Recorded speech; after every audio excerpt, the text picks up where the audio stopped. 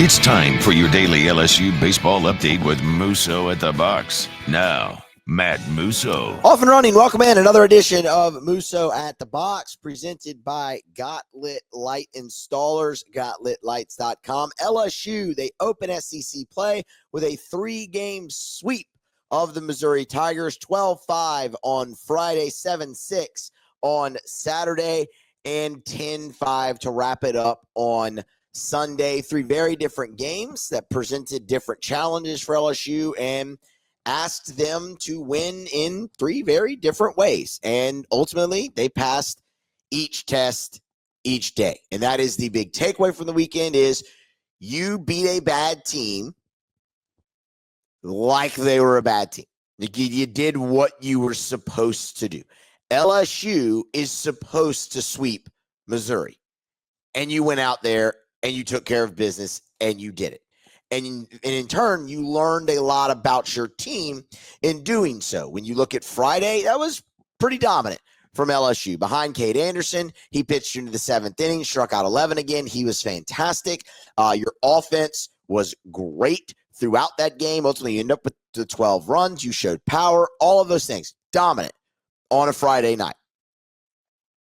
Saturday, get off to a great start offensively. Give your team 2 different 3-run leads. Ultimately, the bullpen, you put some guys in some new spots. They had a few struggles, but Case and Evan picks you up and gets you the final 7 outs of the game, throwing 100, and is awesome. So you learn a little bit about your team there in a sense of, all right, man, you got out to a nice cushion twice. You let it slip away a bit, but you never lost the lead in that ball game, and you got guys into tight spots in the SEC, nice crowd on hand at the box, electric atmosphere, all of those things. That's only going to serve you better going forward, and you got the win. And then on Sunday, after your bullpen struggles a little bit, in that game Saturday, you have a really nice bounce back from them on in game number 3. You get to see Connor Ware again. You see Zach Cowan for a second time in a weekend. They pitched DJ Primo 3 times, which is very, very telling. And Maverick Rizzi, who honestly had been struggling a little bit, pitched very well for 2 innings for LSU. And he got roughed up a little at the end of the outing. And that's when they went to Primo. But for all in all, 2 innings from Rizzi, very nice. So that was good to see in that regard. And again, I mean, offensively, LSU was just phenomenal. In that game against Missouri on Sunday. That's what it's supposed to look like, right? Offensively on a Sunday when that team's down, kind of into their bullpen a little bit. What was uber impressive to me though was the 4-run start for LSU in game number 3 because Caden Drew statistically had been Missouri's best pitcher on the weekend in the rotation up until that point. And LSU attacked, right out of the gates in that first inning. And, no surprise, it starts with Derek Curiel, another long at bat, another full count. He draws the walk. You didn't love the strikeout looking from Jones to follow, but then Daniel Dickinson gets hit by a pitch in a full count. And Ethan Fry, he 3-hit day, obviously, for him on Sunday. Started at 3 for 3. And there was one observation that I want to come back to, but he was phenomenal. That was a 9-pitch at bat, though, from Ethan Fry in that first inning, and it resulted in a double down the line to score Curiel. Milam hits the sac fly, and then Jake Brown with the damaging swing of that inning. Massive home run, his first of the season, deep to right field, right? It hit the ledge of the Intimidator and bounced over onto the roof of the hitting facility. Jake Brown's just been completely in fuego, and that has continued. But all in all, you end up getting Caden Drew to 40 pitches in that first inning. You plate 4 runs, and you once again see the versatility of LSU's offense, where you have the great at-bats by Curiel at the top, I mean, your first two guys reach on free passes in that inning. Not Jones, obviously, but your first two that reached base in that inning were on the free pass. You have the great at bat by Fry, the sacrifice by Milam, so some small ball, and then obviously the big blow from Jake Brown. That's what this offense has had in the past under Jay Johnson at LSU when they've been really, really good. 22, 23, it's looked like that when they've been able to score and hurt you in so many different ways. And it wasn't just Sunday. You saw that over the course of the weekend, too. We talked about it immediately after the game on Saturday. The safety squeeze and the suicide squeeze that you had in that game to push across runs. That was awesome to see because in a tight game, you need to be able to manufacture runs, and LSU was able to do it. So I look at this, and I look, Missouri's pitching staff is not good. Like, that is objective. They are bad. That is a bad pitching staff. But you put up double digits twice. Your offense functioned at a high level of efficiency. Great success offensively for LSU over the weekend. Now, Ethan Fry said he was kind of the story of the game on Sunday. I mean, he was. Ended up 3 for 4, the 2 RBI, he had the double, a couple more singles as well. What was interesting to me was after, we talked so much about Ethan Fry getting those at-bats against left-handed pitching, right?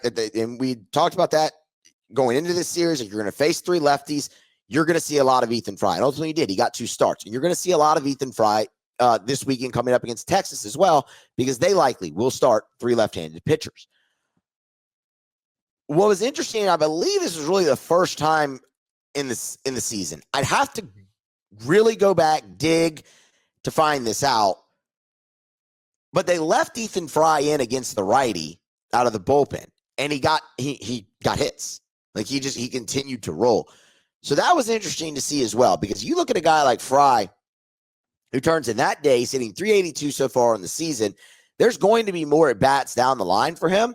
And with them leaving him in to face that righty, they could have easily gone to Pearson off the bench there, or Larson off the bench there. They didn't. They let Fry hit, and he responded and came through. And I believe that is the first time he's faced a right-hander this year. I could be wrong, but there haven't been many. Normally, that's when he's been lifted for the pinch hitter. He wasn't. He produced. See if that doesn't lead to more opportunity for him, because if he's hitting lefties, he's hitting righties.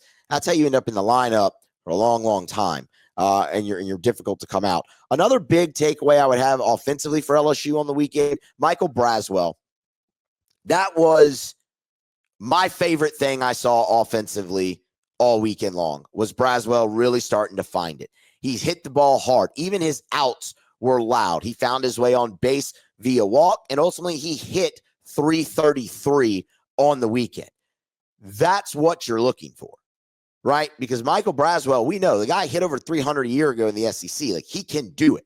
He was your leading hitter in conference games a season ago. He picked up right where he left off here opening weekend of conference play from a season ago.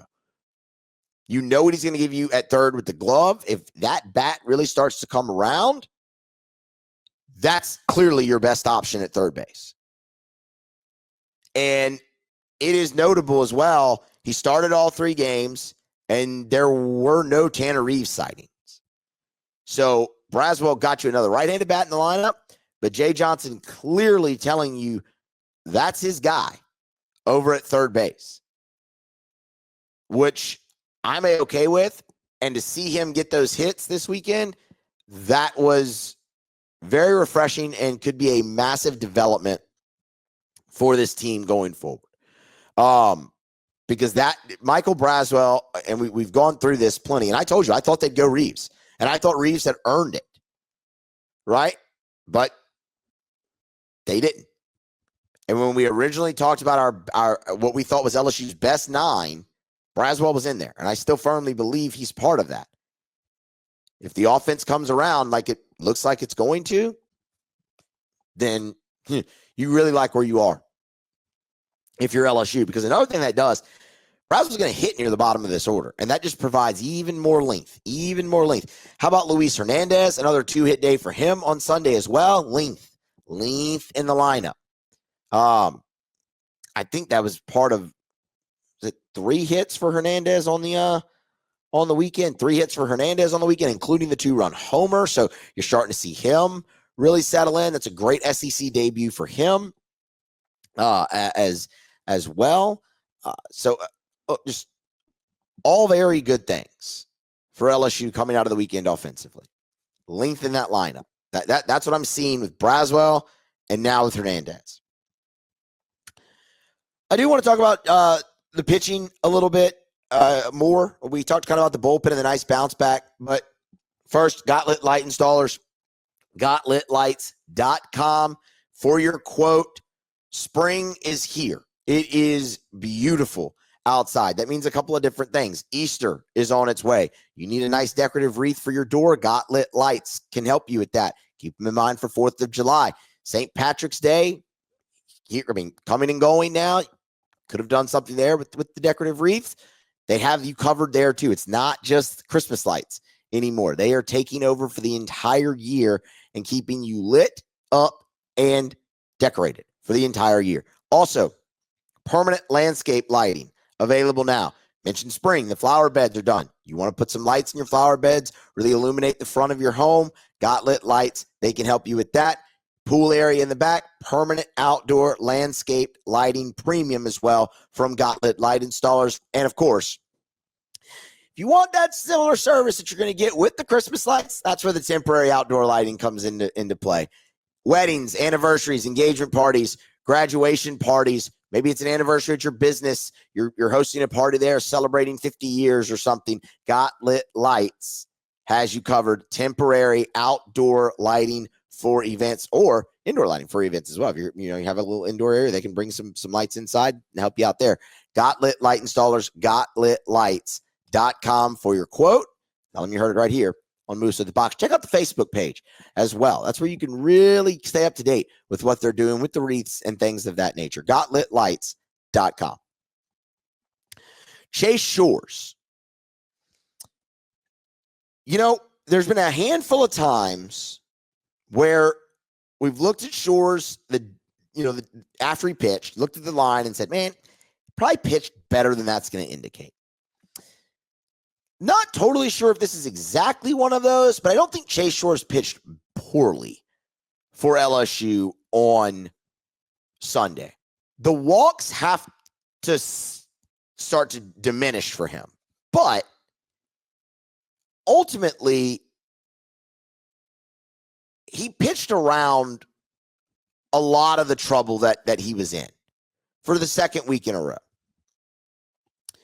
And that's encouraging to see him being able to get out of those jams that he's getting into, whether it be with the walks or the hits.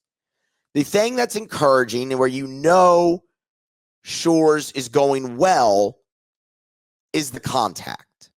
And nothing was really hit hard consistently against Shores on Sunday. That's a heavy sinker. He's going to induce contact. Mila made a couple of great plays over at short, coming to get the ball, throwing on the run, things of that nature behind Chase Shores. That's what you're going to need. But kind of going back, reading through the box score, watching the highlights of the game over again, things of that nature, it never really felt like Shores was out of control of the game. You would like the efficiency to kind of improve there so he can go deeper. The pitch count, it just got too high at 87, and the lineup had turned again, so you went to the bullpen. This is really the main takeaway for me with Shores. I think he's right where you expected him to be at this point. We talked about this plenty. It was going to take time. Chase Shores, coming off the injury, had 18 1/3 innings of college experience. That's it. That's not a lot. You've seen him go out there in this starting role and start to do things better kind of each week. The next step is the walks, they have to come down. And I think when the walk number diminishes for Shores and that slider firms up a little bit more, you'll start to see some more swing and miss off of him, but even more weak contact.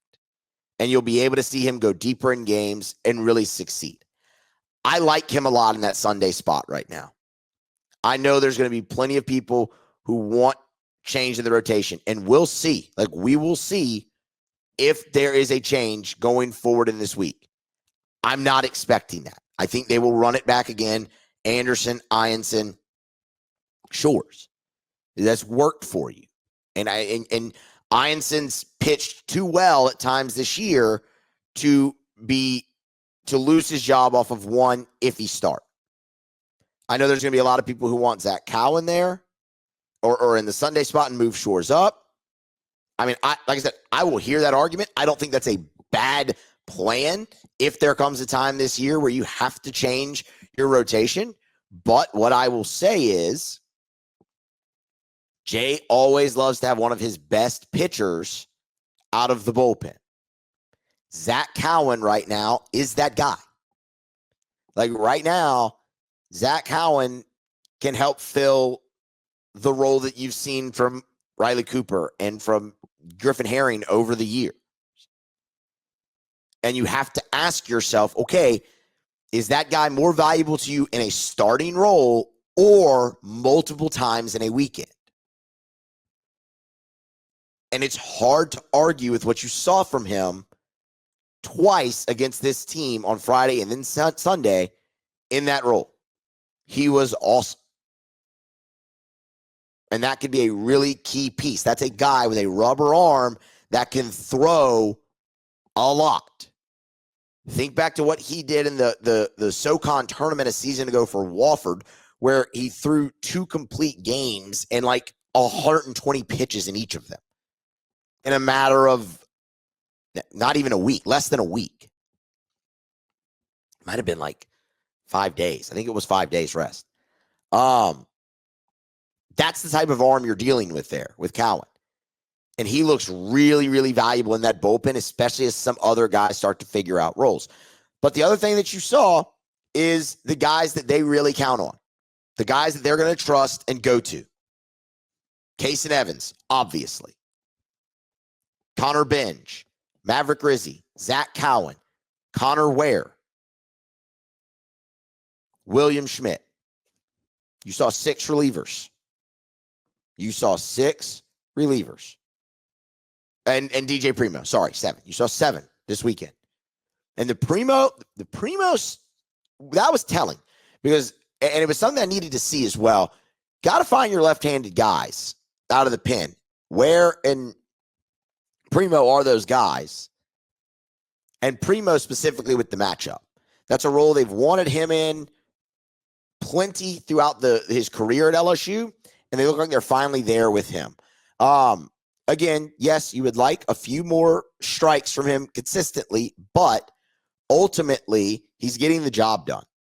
He's getting the guys he's being put in there to get.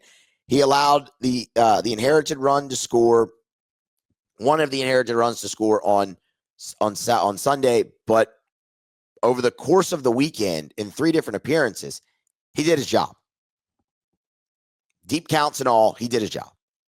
And with more experience, that's only going to improving it better, I think, from DJ Primo. So I think you come out of this weekend overall feeling pretty good about your bullpen. The bounce back on Sunday that we kind of led the show with was massive. And it was great to see Maverick Rizzi have a really, really nice day because the last few outings leading into that had been a bit of a struggle for him. He just wasn't as sharp. He was much sharper on Sunday. 25 pitches, 16 of those for strikes. That's a nice ratio. You'll absolutely take that. So and again, you saw the results because the stuff's really good.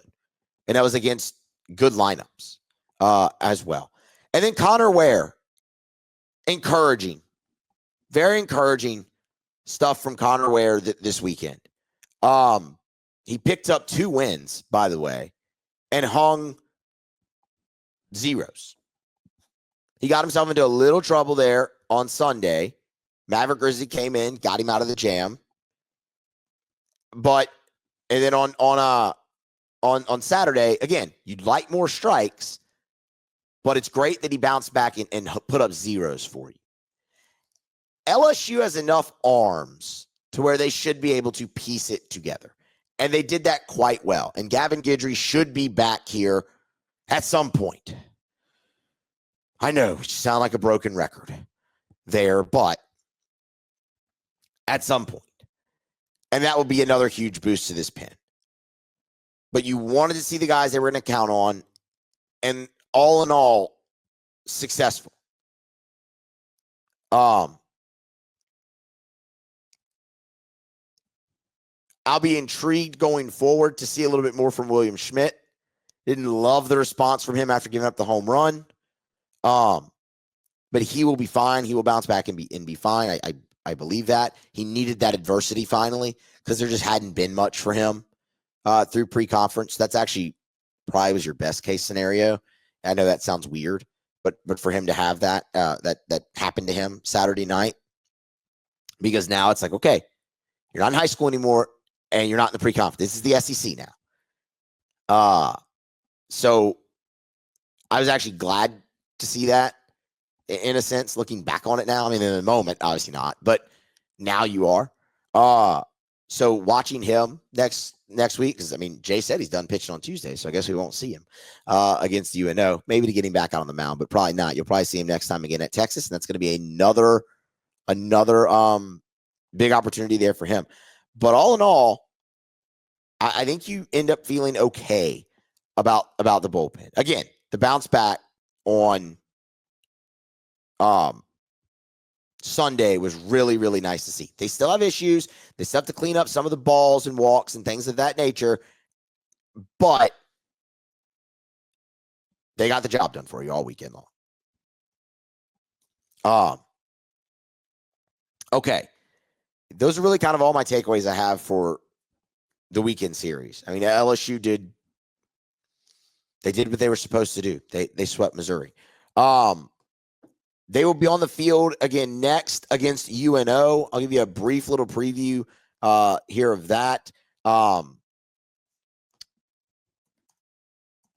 UNO, this is a tough spot that ball club is in. Blake Dean stepped down shortly before the season started. Like, that was it. Not what I expected him to kind of do that. Like, the timing of that was weird. They're 11-7.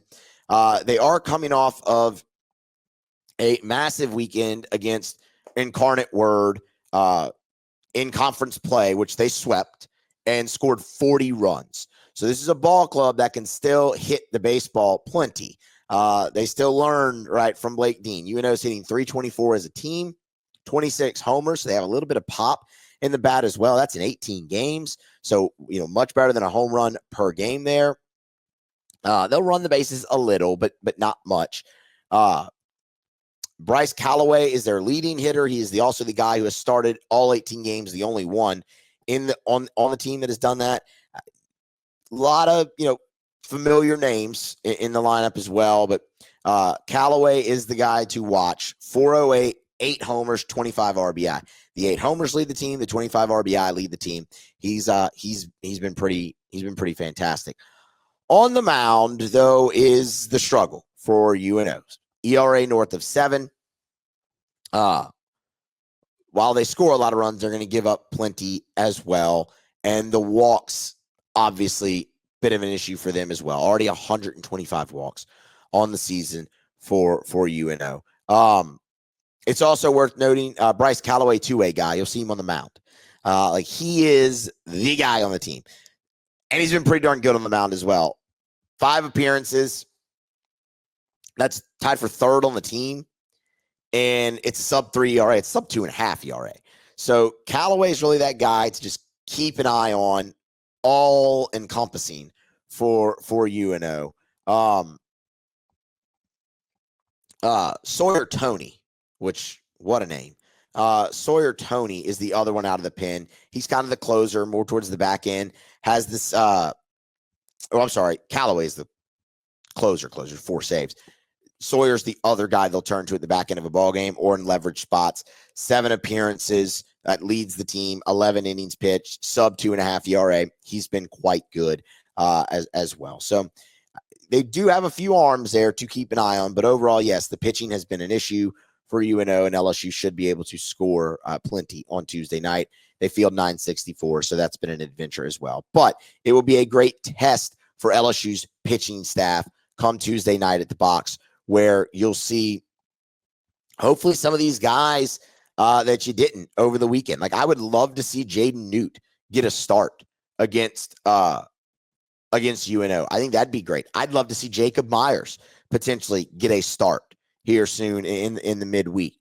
I think either way you'll see those guys. I think it's a great time to get Cooper Williams back out on the mound. Maybe Grant Fontenot again potentially. So you have options. There are plenty on Tuesday night, and man, I'm excited to see Chandler Dorsey. You could get him back on the mound. I'd love to see Dalton Beck get an opportunity to start here in the midweek as well. So I'm really going to be interested Tuesday. Like, my sole interest in the ball game Tuesday night, because I think LSU will score and score plenty, is the pitching staff and some of these guys who maybe when we went through the staff a few weeks ago, or last week, I should say, and we kind of ranked them into tiers. See if some of those guys in those lower tiers can go out there against a really good lineup, have success, and maybe start pushing for some more options on the weekend. Because, again, if you're concerned about the LSU bullpen, and there's reasons to be concerned, reasons to be slight concern at some moments in the game, the best thing you can hang your hat on is LSU's got plenty of arms, so they're going to have plenty of options. Tuesday night is a great chance for some of those guys maybe lower in the pecking order to go out there, have success, and maybe throw their hat in the ring for more time on the mound. So that is like the sole thing I'm watching for in that ball game against the Privateers. We'll have a recap for you after it goes final on Tuesday night from the box. Looking forward to that. Be sure to subscribe, share, like, follow me on social media, all of those things, and be here next time for more. It's Moose with the Box, presented by Got Lit Lights.